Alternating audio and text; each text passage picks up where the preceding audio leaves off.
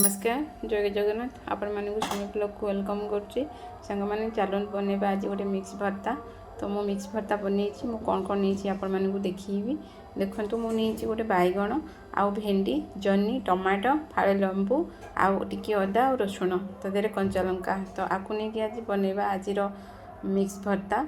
तो केते बढ़िया बढ़िया परिबा हेछि पूरा ग्रीन ग्रीन मु मार्केट रू आनी आज।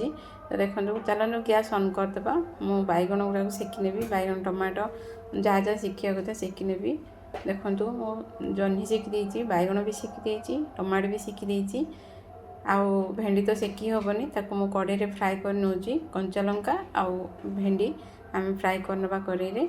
देखो ऑलरेडी हो जाइए बढ़िया भाव में मोर जह्नी भी मुझे देती बाटे आउ अदा रसुण गुड़ा छेचिकी रखी केते बढ़िया भाव में सीझी जाइए आपको आम आड करनबा।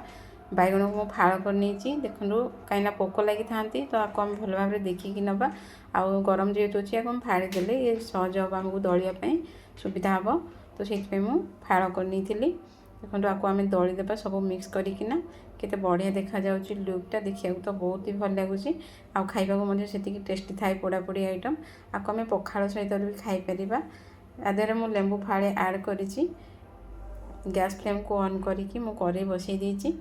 ये मुझे सोरिष तेल आड करी आपण मैंने चाहिए रिफाइन तेल भी नहीं पारे पोड़ापोड़ी आइटम सोरिष तेल देले बहुत ही टेस्टी लगी थाए।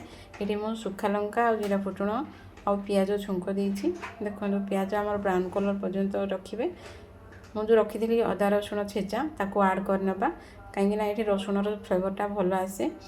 मु कड़ी पत्ता भी टे पकई देछि स्वाद अनुसार लुण देछि देखो बढ़िया भाव में आमर मैंने सीझी जाइए ब्राउन कलर आसी जाइए। तो मुझे दलिकी रखी थी जो परिबा मु ता देहरे आड कर नहीं आपण मैंने भी एमती आड करने आपको टे भल भाव में फ्राए करेंगे।